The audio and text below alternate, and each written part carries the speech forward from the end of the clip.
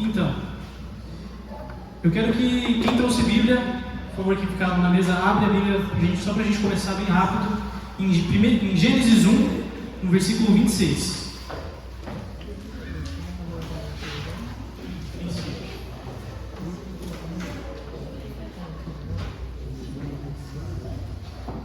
Quem achou, diga amém.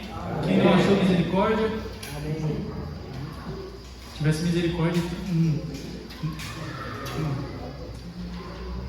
Vou ler para vocês. Isso se diz respeito à criação do homem. E quando a gente fala da criação de algo, a gente tem que atribuir um propósito a essa criação.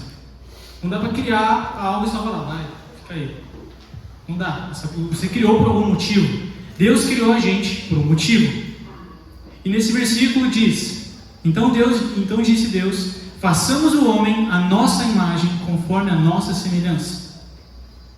Domine ele sobre os peixes do mar, sobre as aves do céu e sobre todos os répteis que rastejam pela terra. Isso que diz esse versículo. E quando Deus ele cria o homem conforme a sua imagem e semelhança, dentro da criação, ele cria alguém com a capacidade de se relacionar com ele. Então, todo dia, por volta do anoitecer, assim no final da tarde, Deus descia até o jardim, o local onde começou todas as coisas, todos os seres, e ele habitava com essa criação, ele conversava. Naquela época a gente tinha Adão e Eva como os representantes da raça, os únicos. Então, todos os dias, eles desciam e conversavam com Deus, tinham esse relacionamento.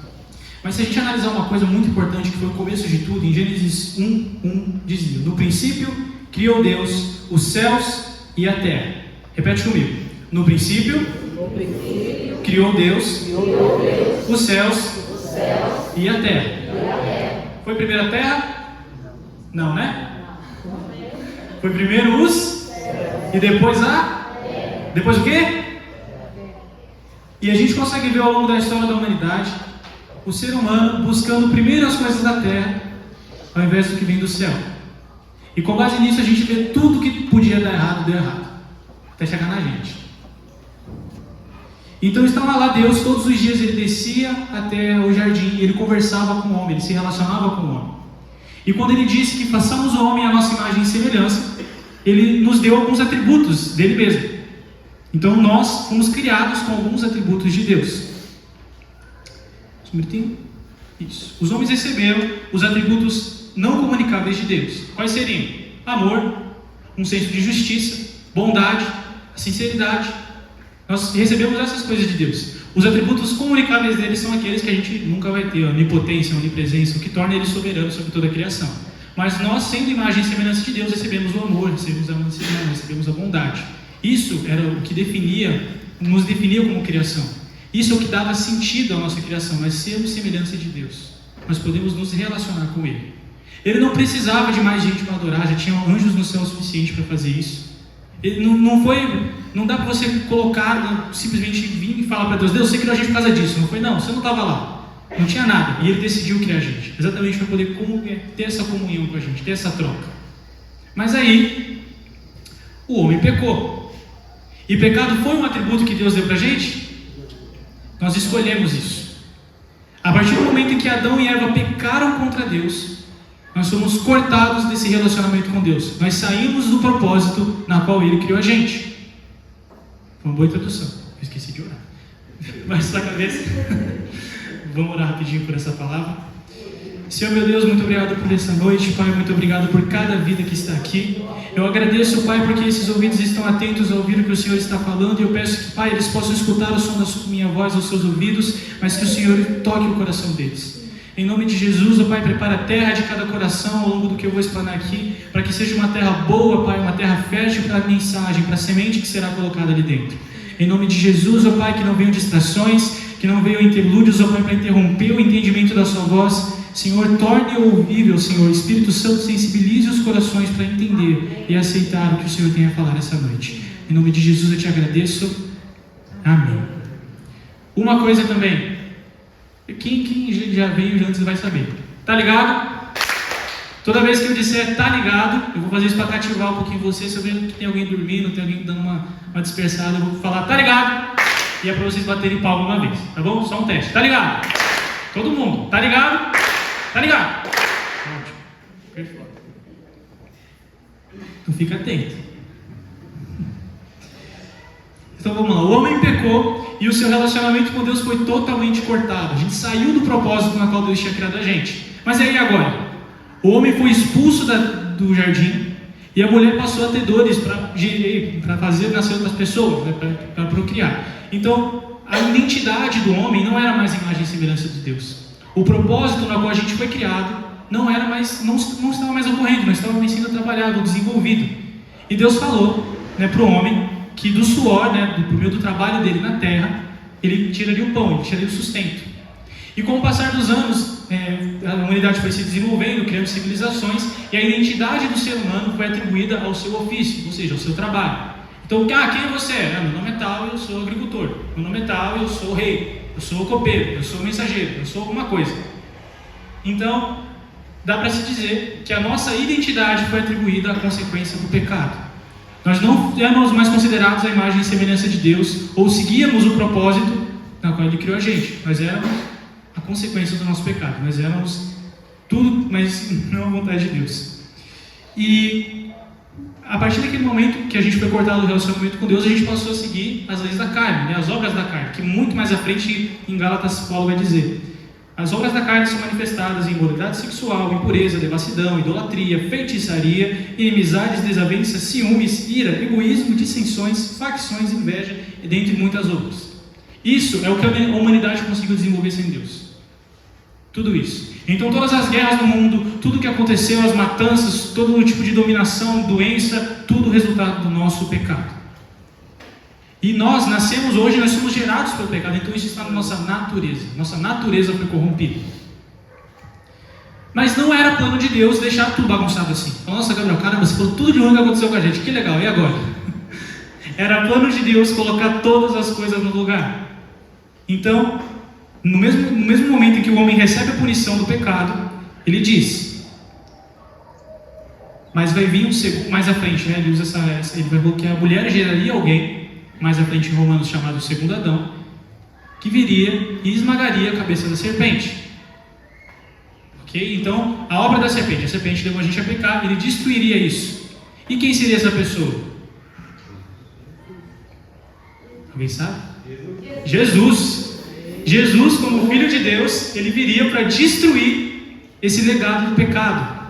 Então ele iria atribuir, voltar ao homem ao propósito para o qual ele foi criado. E aí, muitas vezes Deus tentou, mas antes de Jesus vir, Deus tentou fazer com que a humanidade ainda tivesse comunhão com Ele, ainda se relacionasse com Ele. Mas depois que a gente pecou, a gente não tinha como a gente habitar na presença de Deus. Porque Deus é santo. E Ele disse, sede santos porque eu sou santo. Então o que for santo não tem como entrar na presença de Deus. Porque a gente peca, a gente nasceu pecador, a gente nasceu com desejos. Quando a gente fala de o pecado nos leva à morte, não é literalmente morrer, ou a gente está falando do homicídio, né, que teve um pouquinho mais à frente com Caim e Abel. A gente está falando de um estilo de vida que nos leva à destruição. Então, em nosso coração, a gente deseja coisas que vão deixar a gente doente, vão deixar a gente mal, vão fazer a gente morrer. Morrer de trabalhar, morrer buscando uma carreira, morrer buscando algum status ou posição social, morrer buscando alguma coisa, tá ligado? Não estão tão espertos, vão ter outras chances. Então, o estilo de vida do ser humano era destrutivo. Quando a gente vê o primeiro relacionamento entre irmãos, um já quis matar o outro, porque o sacrifício de um, a oferta de um foi melhor que a do outro. Então isso foi plantado na gente. E vamos lá, quem aqui nunca sentiu vontade de dar na cara de alguém por alguma coisa? É natural, isso é desenvolvido na gente. Isso é um caminho de morte, isso é um caminho de imoralidade. Isso é o que a humanidade conquista sem Deus. Minha mãe me falou uma história, uma metáfora curta, assim, de uma criança que ia até o dentista e em algum momento, eu não sei como isso foi introduzido na conversa, mas a menina acreditava em Deus, a menininha era cristã. Ela estava passando no dentista, fazendo a consulta, ela perguntou, você acredita em Deus? Perguntou para o dentista, para o doutor. Aí ele falou, não acredito, porque existem tantas guerras, existem tantas dissensões no mundo, tanta gente passando fome, tanta coisa ruim acontecendo. Aí a menina perguntou, você é dentista, né? Ele falou, sou. Mas todo mundo tem um dente bom? A saúde da boca assim é boa mesmo? Ele falou, não. Ele falou, não. Ela, por quê? Ele falou, porque as pessoas não veem o dentista. Ele falou, assim funciona com Deus também. Por que tudo isso está dando de errado no mundo? Porque as pessoas não vão até Ele. As pessoas escolheram não ouvir a Deus. E nas tentativas de Deus de fazer o povo se relacionar com ele ao longo da história, o povo mesmo assim não quis. Então ele chamou Abraão, e por meio dos filhos da descendência de Abraão, os judeus, ele tentou se relacionar com o povo a partir dali. Então a gente vai ver ao longo da Bíblia, do Antigo Testamento, várias tentativas de Deus de tentar se reconciliar com a humanidade. Ou pelo menos não deixar as coisas não destrutivas. Porque ia lá, Deus chamava, remia, escolhia algum profeta, escolhia alguma pessoa para representar e para tentar fazer a humanidade ir pelo caminho certo, ou pelo menos os judeus, e aí o pessoal pecava, estragava tudo. Deus foi lá, libertou o povo da escravidão no Egito, no meio de Moisés. Quem aqui já viu o filme Príncipe do Egito, dá um aleluia? Aleluia! Muito bom filme, se você não viu, veja. E ele liberta o povo do Egito, e o povo sai de lá dando glória a Deus, cantando hino, com ouro, animal, uma coisa legal. Aí chega no deserto e começa a reclamar. Aí Moisés se afasta só um pouquinho, que Deus escolheu Moisés para representar ele, e o povo volta a pecar, faz um bezerro de ouro para adorar, porque não estava mais vendo Deus, e se desespera, e ao longo da história a gente vai ver esse comportamento. Deus levanta alguém para guiar a nação, essa pessoa consegue trazer o pessoal, né, o povo, um pouquinho mais para perto de Deus, aí o povo peca, aí estraga tudo. E a punição, consequência direta do pecado é a morte. É o quê? Morte. Isso que o pecado traz, isso que aconteceu inúmeras vezes na Bíblia. Mas uma coisa que esses profetas e pessoas que Deus levantou também eram dizer sobre a vida de alguém. E tudo o que acontecia ia apontando sobre essa pessoa, que é Jesus. Quem? Jesus. Nome importante. Fixa ele na sua cabeça. E então Jesus chegou. E Jesus, ele tinha o objetivo, né, por tudo que Jesus fez, o que vocês conhecem que ele fez aqui. O ministério dele não era o ministério da cura, não era o da libertação de demônio, não era o dos milagres, o da multiplicação de pães. O ministério de Jesus era da reconciliação. Esse era o objetivo principal do ministério dele: restaurar o relacionamento do homem com Deus. Porque o homem não consegue se santificar sozinho, o homem não consegue ser santo, o homem não consegue abandonar o pecado. Nem nessa vida, nem na beira da morte. A gente peca em frações de segundo. O cara mais crente da vida, ele vai pecar. O pecado está na nossa natureza. Então a gente precisava de alguém para vir e limpar isso, mudar isso. Antigamente, antes de Jesus chegar, esses profetas, eles tinham uma coisa que eles faziam, orientação do próprio Deus a Moisés, de Moisés para o povo, para remir os pecados. Que era o quê? Matar o cordeirinho ou outro animal. Levítico é um número recheado disso. Se você ficar curioso, você vai ver, aí seu interesse vai sair daqui naturalmente, porque Levítico livro é só isso, não tem mais nada. E você vai ver, se você mentiu, você tem que pegar um cordeirinho de tantos anos, tais ervas e oferendas diferentes, temperos, hoje a gente usa como tempero, naquela época era usado para deixar um cheirinho bom no ambiente, alguns, e você vai sacrificar, e o sangue desse animal vai limpar o seu pecado. Ou seja, a única coisa que pode limpar o pecado é vida. Ou seja, pega e mata, morte. Entendeu? O resultado do pecado é a morte, então você só limpa ele com outra morte. Aí, para a gente não sair matando uns aos outros quando pecado, foi estipulada a cultura do sacrifício. Aí tinha a parte na cultura do povo judeu, que era a expiação. Então, uma vez, você vai lá, você vai sacrificar o cordeiro, você vai queimar ele, o holocausto vai subir até Deus, e o seu pecado foi perdoado. Era assim que era perdoado os pecados naquele tempo, para que a gente pudesse ter um pouquinho da presença de Deus, poder dar, né, a salvação de alguma maneira. Mas aí Jesus veio, e para Jesus poder reconciliar a humanidade com Deus, ele precisava primeiro arrumar todas as nossas más interpretações sobre a vontade de Deus. Então diziam olho por olho, diziam odiar o seu inimigo, diziam muitas coisas a respeito, ou os próprios representantes da casa de Deus agiam de má vontade, agiam com um propósito distorcido. E Jesus veio e falou: não, peraí. Sabe como vocês vão mostrar que vocês amam a Deus? Me obedecendo. Sabe como vocês vão mostrar que vocês são meus discípulos? Amando uns aos outros. Essa seria a maneira. Jesus, como ele começou a apontar o caminho. E em João 14,6 ele vai dizer: eu sou o caminho, a verdade e a vida. E não é vida normal, é vida com D maiúsculo, é vida com Deus introduzido. E um dia Jesus vai dizer algo que é muito importante, que está totalmente relacionado com o primeiro versículo da Bíblia, que é: buscar em primeiro lugar o reino dos céus, e sua justiça, e todas as coisas serão acrescentadas. Então ele retoma o propósito da criação do homem, que é primeiro buscar os céus. E ele nem cita buscar as coisas da terra nessa fala, nesse versículo. Ele cita que a gente tem que se entregar a Ele. Então ele muda as burradas que os homens fizeram. Lembra que eu falei que a identidade foi atribuída ao ofício, à parte do seu trabalho? Quando Jesus tem um encontro com Pedro e os 2 filhos de Zebedeu, que eram Tiago e João, ele chega e fala assim: agora vocês não vão ser mais pescadores, vocês serão pescadores de homens. Então ele dá uma nova identidade, ele dá um novo trabalho para os pescadores. Quando a gente entra em contato com Jesus, a primeira coisa que ele faz é mudar a nossa identidade diante de Deus. Antes nós éramos escravos do medo, escravos do pecado, da nossa imoralidade, mas eu fui exposto a Ele. E Ele me viu. E agora Ele mudou a minha identidade. Eu não sou mais um pescador, eu não sou mais a herança do pecado, eu sou filho de Deus. Isso é o que Jesus veio para fazer. E um dia, ele estava dando sermão, ele estava vivendo, e um jovem rico chegou até ele. O interessante sobre essa passagem é que todas as pessoas que tiveram contato com Jesus, ou a maioria delas, a Bíblia já dá o nome da pessoa logo de cara. Desse jovem ela não deu. E ele chega em Jesus e diz, deixa eu ver aqui, em Mateus 19, do 16 ao 30, abre para mim por favor, mas um pouquinho extenso.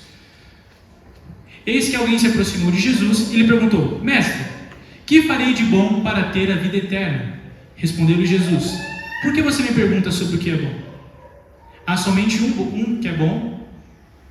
Há somente um que é bom. Se você quer entrar na vida, obedeça os mandamentos. Quais? Perguntou ele. Jesus respondeu: Não matarás, não adulterarás, não furtarás, não darás falso testemunho, honra teu pai e tua mãe, e amarás o próximo como a ti mesmo. Disse-lhe o jovem: A tudo isso tenho obedecido. O que me falta ainda?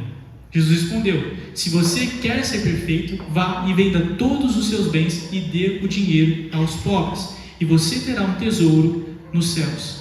Depois venha e siga.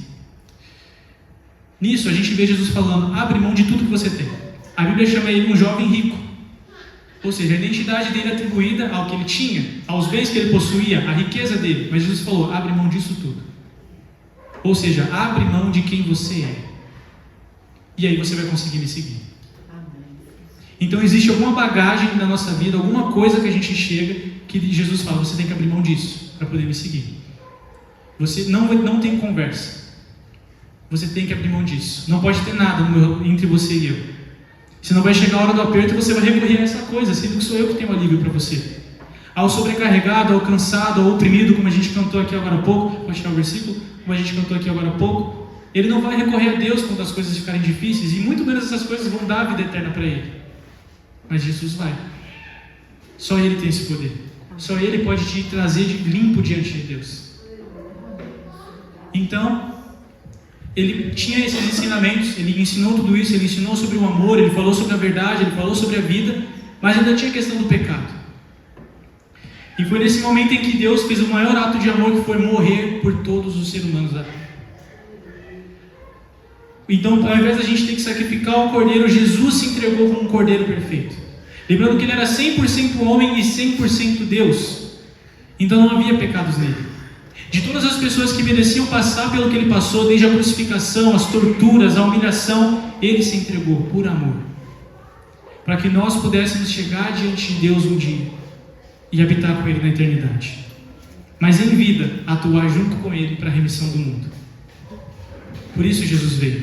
Essa foi a missão dele. Quando a gente fala que ele tinha que quebrar os costumes dos homens, a gente não está falando que ele ia vir como um hippie, que ia questionar o governo, que ia implementar um amor congênito, mas direcionado para lugar nenhum. A gente não fala de um político que ia, ofender o capitalismo. A gente está falando do Filho de Deus, que ia nos mostrar a melhor maneira de viver aqui na terra, para que um dia a gente pudesse habitar no céu junto com Deus. Isso é o legado de Jesus, isso é o que ele queria mostrar para a humanidade. E então um dia, quando eles estão em Cesareia de Filipe, um lugar que era considerado assim, um inferno naquela época, eles estão conversando com os discípulos e eles perguntam: o que as pessoas falam sobre mim?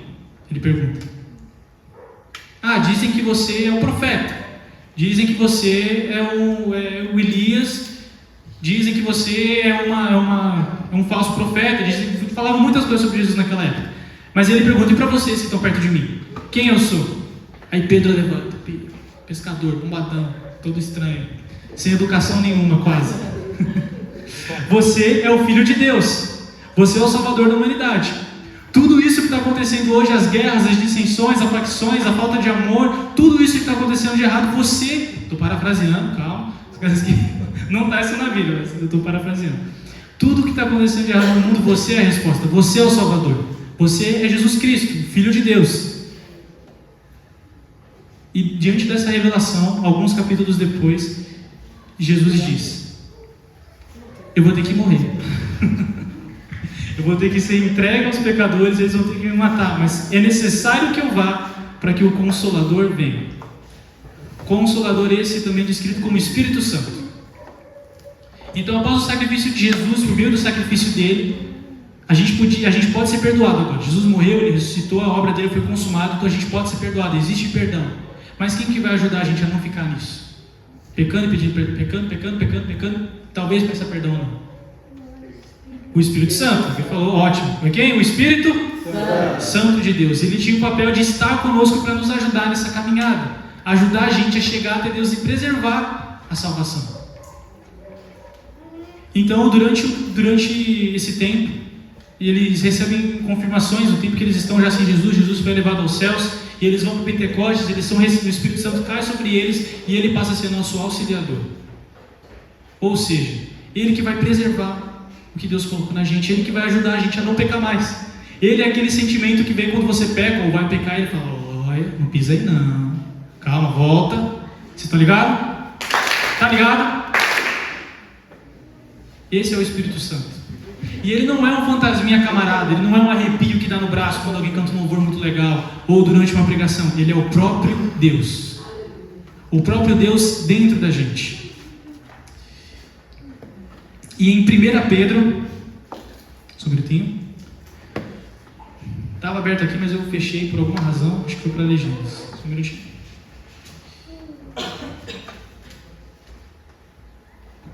Não. Tudo bem. Em 1 Pedro vai dizer que a partir do sacrifício de Jesus nós somos convidados a habitar na natureza de Deus. Deus, em sua soberania e poder, criou a gente e nós fomos no plano natural. A gente chama de natural, onde fica tudo aqui, onde não tem como ninguém voar, a gente não faz umas coisas muito loucas, a gente chama de natural. E as coisas de Deus, os dons, as curas, os milagres, a gente chama de sobrenatural. A natureza de Deus é o sobrenatural, isso é o comum para ele. Então, a partir do sacrifício de Jesus e da vinda do Espírito Santo, ele nos convida a participar de sua natureza. Então Jesus, ele não só remiu a humanidade, como chamou a gente para ajudar ele a remir o resto do mundo, as pessoas que ainda não ouviram sobre ele. E para que isso aconteça, você tem que abandonar quem você é hoje. Para você poder participar da obra que Jesus quer fazer nesse mundo, você precisa abrir mão dos seus pecados, você precisa abrir mão da sua identidade, dos seus status, e isso não vai contar. Isso não vai acontecer. E quando na Bíblia fala para nós sermos santos, por sem a santidade ninguém verá a Deus, o seu objetivo tem que ser ver a Deus. Senhor, me chamaram para esse culto, eu não sei nem se você é real, mas eu quero te ver, eu quero te sentir, eu quero saber que o que eu estou fazendo, eu não estou perdendo meu tempo, basicamente. É a oração que eu já imaginei alguém fazendo. Eu quero saber que você já foi um homem, você veio aqui, contou várias verdades, explanou o amor, se sacrificou e morreu para me salvar. Eu quero saber isso. E em algum momento, a gente cantou aqui também sobre eis que estou à porta e bato. Isso é Jesus pedindo para entrar. Isso é Ele insistindo para participar da sua vida. Porque qualquer coisa que você construa sozinho, qualquer coisa que você construa sem Ele, qualquer coisa que você construa nessa vida, um status, uma carreira, você pode ser muito bem sucedido aqui na Terra. Mas quando o fim da sua vida chegar, o que você vai fazer? Para onde corre? Não tem mamãe para te salvar não, acabou. Fim da linha. Mas Ele diz, venham todos a mim. Venham a mim. Venham a mim. E Ele está à porta batendo essa noite mais uma vez, pedindo para entrar no seu coração. E quando nós fazemos aquela oração dizendo, eu aceito Jesus como Senhor e Salvador da minha vida, não é só você confessar que você acredita em Jesus, que você defende a causa, que uau, Jesus, Evangelho, legal, maneiro. Mas é você aceitar no seu coração o senhorio de Cristo. É você aceitar que o que ele falou aqui, o que ele deixou como instrução e o que ele defendia é o que vai ser estabelecido pela sua vida. Isso é aceitar Jesus. Isso é praticar o evangelho, isso é ser cristão.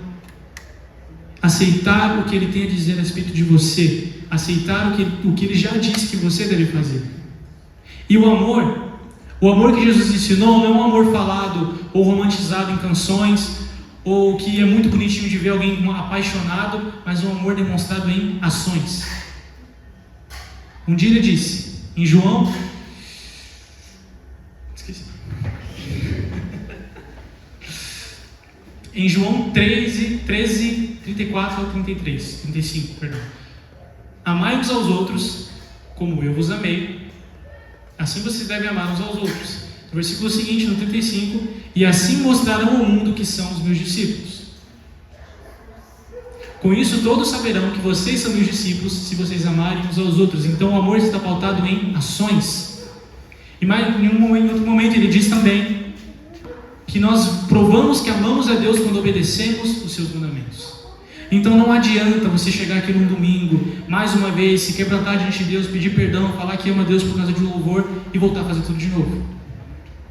O que vai mostrar que você ama Ele são suas ações, é como você se comporta diante do pecado, se você escolhe Ele ou não. Porque tudo que Deus tinha para mostrar que ama vocês, Ele já mostrou, já entregou seu Filho, Ele sofreu por você. E teve uma coisa que aconteceu durante o sacrifício de Jesus, no momento que Ele estava prestes a morrer, que pouca gente fala, mas houve a separação de Jesus e de Deus. Isso foi o que mais doeu para Jesus. Naquele momento, todo o pecado da humanidade caiu sobre Jesus, no momento que Ele estava na cruz, de braços abertos. Todo o pecado da humanidade caiu sobre Ele, e Ele foi separado de Deus. Isso foi o que mais doeu para Ele. Porque Deus habita com o pecado? Habita ou não? Tá ligado? E foi aquilo que mais ardeu no coração de Jesus naquele momento. Depois de toda a tortura, toda a dor física, tudo aberto, ele ainda pediu perdão, ele ainda foi um Deus de graça e falou para Deus perdoar a gente. Mas tudo que ele podia demonstrar o amor dele, ele já fez. Basta a gente responder a ele. Amém. E quando você decidir entregar a sua vida a Jesus de verdade, inverte os papéis, bate na porta dele. Fala, Senhor, eu estou aqui. E eu não saio daqui enquanto eu não entender o motivo disso tudo. Eu não saio daqui enquanto eu não descobrir quem você é e o que você tem para mim. Bate nessa porta. Tem um livro, um missionário que eu li, que ele fala, bate nessa porta, esmurra, dá cabeçada, faz o que você puder, mas tenta ver o que está lá do outro lado. Busca com todo o seu coração. Todo o seu coração. Em Jeremias 29 vai dizer, me encontrarão quando buscarem de todo o coração. Ele nos chama para viver o profundo. Porque o raso qualquer um pode viver.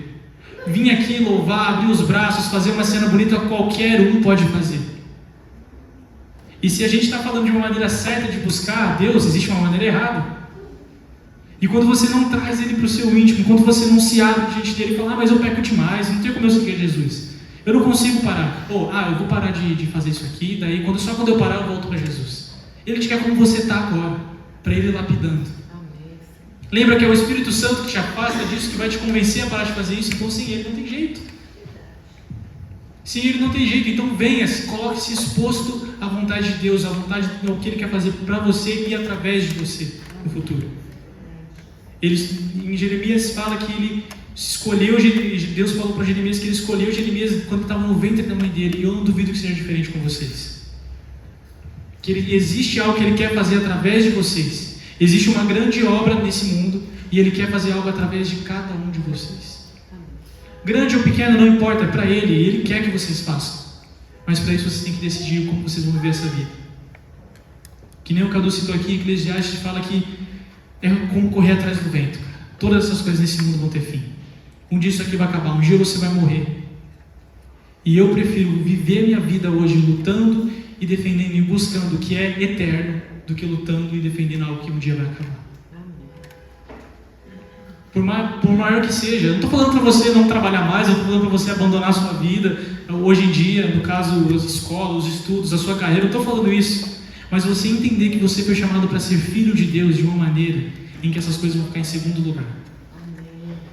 Então, se eu estou trabalhando, eu sou um funcionário que foi salvo e lavado por Jesus. E como Jesus deixou a comissão de ir de pregar ao mundo o evangelho, eu tenho que fazer a mesma coisa aqui também. Eu tenho que pregar, eu tenho que fazer alguma coisa. Eu me converti, mas meus pais não. Não, isso aí na verdade está estudando um exemplo. Eu me converti, mas meus pais não, meu tio não, meus primos não, então agora qual é a minha missão? Trazer eles para também. A salvação não é algo só para, não é um convite à inclusão, só nós aqui, nossa bolha, bolha gospel. Não, muito pelo contrário. É algo que está aberto. Venha, venha. Você doente, venha. Você cansado, venha. Você o mais podre que tiver, venha aqui. Venha aqui, aceita Ele como Senhor e Salvador, para Ele colocar cada uma das verdades que Ele tem para você. Cada uma das coisas boas, do que Ele fez, do que Ele quer fazer em você. E você vai conhecer o que é a vida de verdade. Não tem essa de... eu vi uma música de um poeta cristão que ele fala: não tem nada mais insaciável do que provar tudo sem sentir o sabor de nada. Então você pode ir lá fora, você pode provar tudo, mas você não vai sentir o sabor de nada. Nada vai te preencher. Nada vai fazer você ficar lá a ponto de falar: caramba, aqui eu estou vivendo. Nada, nadinha. A gente tem exemplos aí de vários famosos, de várias pessoas que conquistaram a fama e o dinheiro e tiveram essa oportunidade de experimentar tudo e hoje estão quebrados, com depressão, com alguma crise, algum problema. Vocês conseguem, aposto que alguém já conseguiu pensar em algum artista, alguma pessoa conhecida. Sem Deus, sem aquele que te criou, sem aquele que te moldou, cada detalhe do seu rosto, do seu corpo, da sua voz, sem essa pessoa, sem esse ser, é como correr atrás do vento, tudo acaba, não tem propósito, não tem sentido. E para quem não sabe para onde vai ou de onde veio, qualquer lugar importa, né? Não tem propósito. Qualquer lugar serve, qualquer coisa serve. Mas não foi isso que Deus sonhou para você. Não foi isso que Ele sonhou para você. E a partir do momento que Jesus entrar na sua vida, a partir do momento que você convidar Ele, cabe a você chegar mais perto. Em Tiago diz: aproximai-vos de Deus e Ele se aproximará de você. Você tem que escolher. Não pense que a partir do momento que você aceitar Jesus vai estar tudo resolvido. Nossa, agora eu sou o exorcista. Pá, saiu. Não é assim também. Eu tenho dia, calma, Diego, não tô vendo com você não. Eu estou desconfortável. Tá ligado? Tá ligado? Então entenda qual é o seu propósito para qual você foi criado. Ser imagem e semelhança de Deus. Ele te criou para te salvar, para Ele te criou e Ele tem como objetivo hoje te salvar, te tirar do pecado. Não pense também que você vai parar de pecar, mas por meio do Espírito Santo nós podemos pedir perdão e ser perdoados hoje em dia. E não é por isso que você vai escolher pecar, não. Se vai ter perdão, então vou pecar que nem. Agora tem perdão. Não, Ele vai perdoar. Então, isso se chama iniquidade. Esse hábito aí, Ele detesta, Ele odeia. Mas eu quero que você tenha em mente que você tem que buscar amar a Ele em cima de todas as coisas. Então entenda, Ele te criou, Ele te ama e Ele te chama pelo nome hoje. Venha, habite comigo, sente à mesa comigo. Me conta os seus sonhos, me conta os seus medos, me conta quem você é, me conta tudo que eu quero saber e eu quero te ajudar a chegar mais perto de mim. Isso é o que Jesus disse para você essa noite. Eu quero chamar o louvor, que foi uma palavra bem direta, bem concisa, acho que eu consegui explicar tudo. E o louvor que a gente vai tocar agora, apesar de ser bonitinho, a letra é zero óbvia, então vou dar uma explicação. O nome é Cidade, não é Rio Grande da Serra, não é São Paulo a cidade, mas é a cidade que nós vamos habitar após a nossa morte, após a gente chegar até Jesus. E essa canção fala sobre um encontro. Fala primeiro sobre o encontro que a gente tem aqui com Jesus, que você tem a oportunidade de ter essa noite, para quem ainda não teve, que é quando a gente adora Jesus em vida, louva Ele em vida, amar a Ele, nos prostrar diante dEle, e fala também sobre o encontro na eternidade. Então eu quero que durante essa canção você reflita. Você não precisa cantar se você não conhecer, mas eu quero que você reflita se é isso que você quer para a sua vida, pois Ele te convida hoje. Você tem mais uma oportunidade hoje de aceitá-lo na sua vida e segui-lo com toda a sua força, toda a sua alma e o seu entendimento. Então fique de pé.